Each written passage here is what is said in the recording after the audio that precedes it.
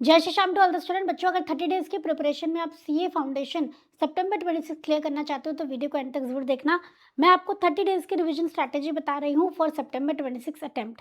तो सितंबर में आपके एग्जाम्स की डेट क्या है? 2, 5, 7 और 9 सितंबर, जहाँ पे आपको लॉ के पेपर में एक एक्स्ट्रा डे मिल रहा है।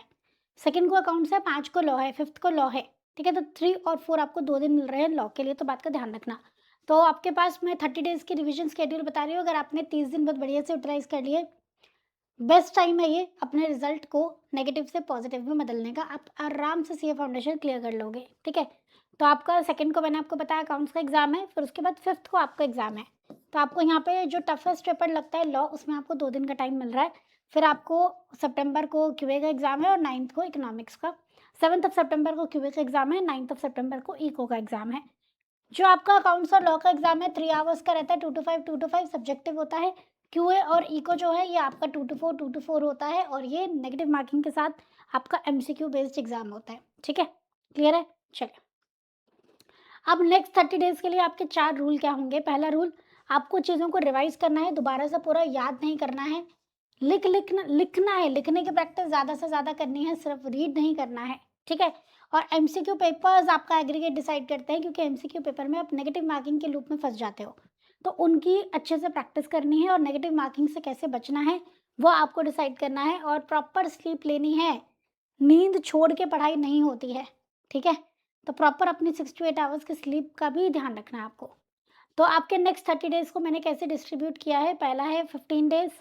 तो पहले 15 डेज में थोड़ा डीप रिवीजन करेंगे, पूरा सिलेबस रिवाइज करोगे चैप्टर बाय चैप्टर। ठीक है, 2 सब्जेक्ट एक बार में उठाओ, एक नहीं या चारों या फिर 2 सब्जेक्ट से आप रिवीजन अपनी स्टार्ट करेंगे।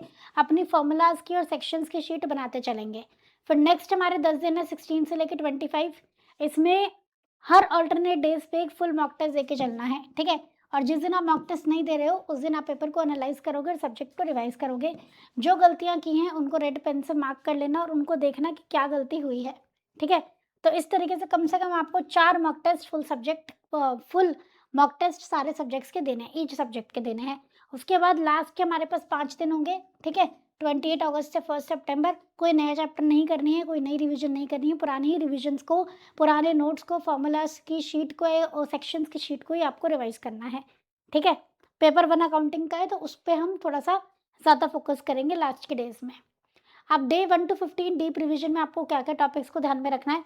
डे 1 से 3 पूरा शेड्यूल बना दिया आपके लिए। डे 1 से 3 में आपको अकाउंटिंग और क्यूए लेके चलना है।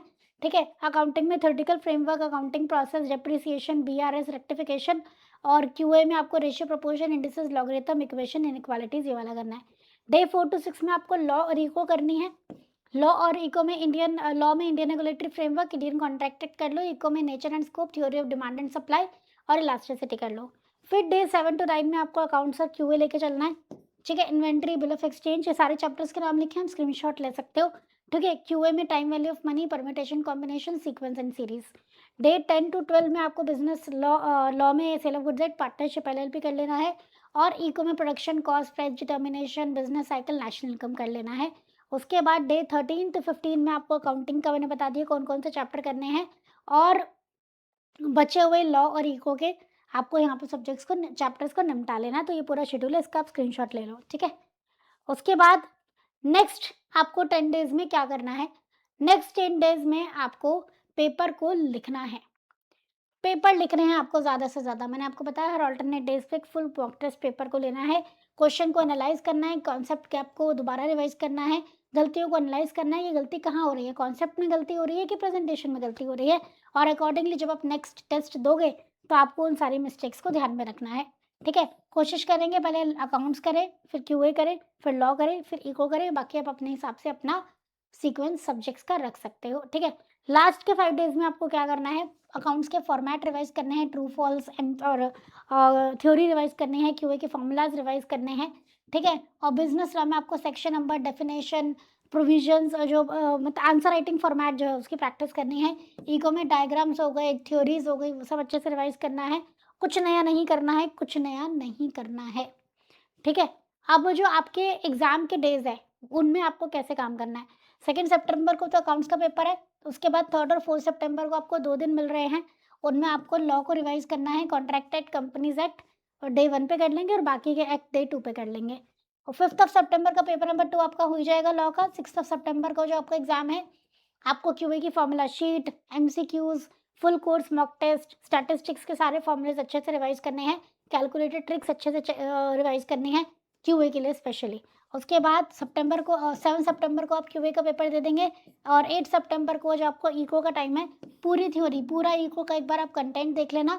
अगर आपके पास कोई क्वेश्चन बैंक नहीं है तो आप परफेक्ट प्रैक्टिस बुक देख सकते हो, उस क्वेश्चन बैंक को कर लेना, that will be more than enough.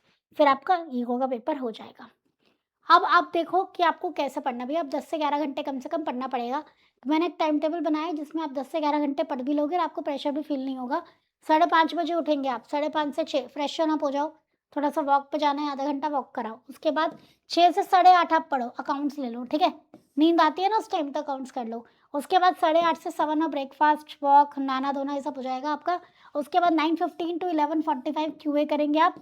फिर 11:45 टू 12:30 जो कल पढ़ा था थोड़ा-सा वो रिवाइज़ करने की कोशिश करो ताकि आप एक्टिव रिकॉल करो, कल मैंने क्या पढ़ा था, थोड़ा माइंड को ट्रेन करो चीज़ें याद करने के लिए। 12:30 टू 2 लंच और थोड़ा पावर नैप ले लो आप। उसके बाद 2 से 4:30 में आपको बिज़नेस लॉ करना है। 4:30 से 5 टी ब्रेक, कॉफ़ी ब्रेक जो भी है वो आप ले सकते हो। 5 टू 7 आपको इको करना है। 7 टू 8 डिनर हो जाएगा और फैमिली टाइम हो जाएगा। 8 टू 10 में आपको राइटिंग प्रैक्टिस करनी है, एमसीक्यू की प्रैक्टिस करनी है। 10 टू 10:30 कल क्या प्लान करना है वो करना है। इस तरीके से आपको बिल्कुल भी प्रेशर फ़ील नहीं होगा और आप 11 घंटे की ईज़िली पढ़ाई कर पाओगे। अब मैं आपको चैप्टर वाइज़ इम्पोर्टेंट टॉपिक बता देती हूँ फटाफट से। तो अकाउंट्स में आपको सबसे पहले पार्टनरशिप पे ध्यान देना है, ठीक है? पार्टनरशिप, फिर कंपनीज़ अकाउंट, फिर फाइनल अकाउंट्स, फिर अकाउंटिंग प्रोसेस में आपको rectification, BRS, depreciation, bills of exchange, ठीक है? कैसे रिवाइज़ करना है 30 डेज़ में फुल मॉक टेस्ट देना है। डे 16 से जैसे मैंने शेड्यूल बताया वैसे ही करना है। वर्किंग नोट पर खास ध्यान देना है, फॉर्मेट को प्रॉपर रट लेना अच्छे से बढ़िया तरीके से। थ्योरेटिकल फ्रेमवर्क आपको थ्योरी के मार्क्स दे जाती है तो उसको बोरिंग समझ के छोड़ना नहीं है। लॉ के पेपर में क्या इंपॉर्टेंट है, सबसे पहले इंडियन कॉन्ट्रैक्ट एक्ट, तो हाई 30 प्लस मार्क्स का। फिर कंपनीज एक्ट करना है आपको, फिर नेगोशिएबल, फिर इंडियन पार्टनरशिप एक्ट, एलएलपी और इंडियन रेगुलेटरी बाद में करना है, ठीक है? कैसे रिवाइज करना है, जब भी आप कॉन्सेप्ट को रिवाइज करेंगे उसके बाद क्वेश्चन करना है। तो क्वेश्चन में आपको provision, conclusion, in first provision, fact of the case या एनालिसिस, कंक्लूजन, इसी फॉर्मेट में आपको रिवीजन करनी है। सेक्शन नंबर याद करने की कोशिश करेंगे, नहीं हो पा रहा है तो कोई बात नहीं, फाउंडेशन लेवल पे इतना ज़रूरी नहीं है, ठीक है? और केस स्टडी क्वेश्चन ज़्यादा से ज़्यादा प्रैक्टिस करेंगे। क्यूए में आपका बिजनेस मैथमेटिक्स है, स्टैटिस्टिक्स है और एलआर है। बिजनेस मैथमेटिक्स में ratio, indices, logarithm, equation, time value of money, permutation, combination, sequence and series, इस सीक्वेंस में आपको प्रिपेयर करना है। स्टैटिस्टिक्स में central tendency, dispersion, probability, theoretical distribution, correlation, regression, index number, ठीक है? लॉजिकल रीजनिंग तो पूरा ही आपको करना है, उसमें कुछ भी ऐसा टॉपिक वाइज नहीं है।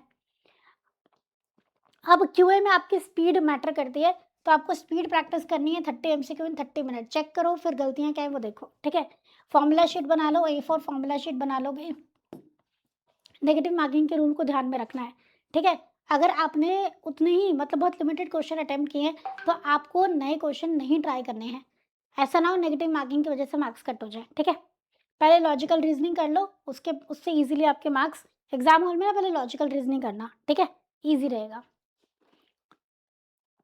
इको में आपका theory of demand and supply, theory of production and cost, ठीक है? अच्छा रहता है, ईज़ी रहता है। फिर प्राइस डिटर्मिनेशन, फिर national income determination, national income calculation, public finance, money market, international trade करना, फिर बिज़नेस साइकिल और इंडियन इकोनॉमी करना, ठीक है? छोटे चैप्टर है, लास्ट के लिए आप इनको लीव कर सकते हो। और फिर डायग्राम को अच्छे से प्रॉपर बना के रिवाइज़ करना है, ठीक है? एमसीक्यू डायग्राम में से पूछे जाते हैं।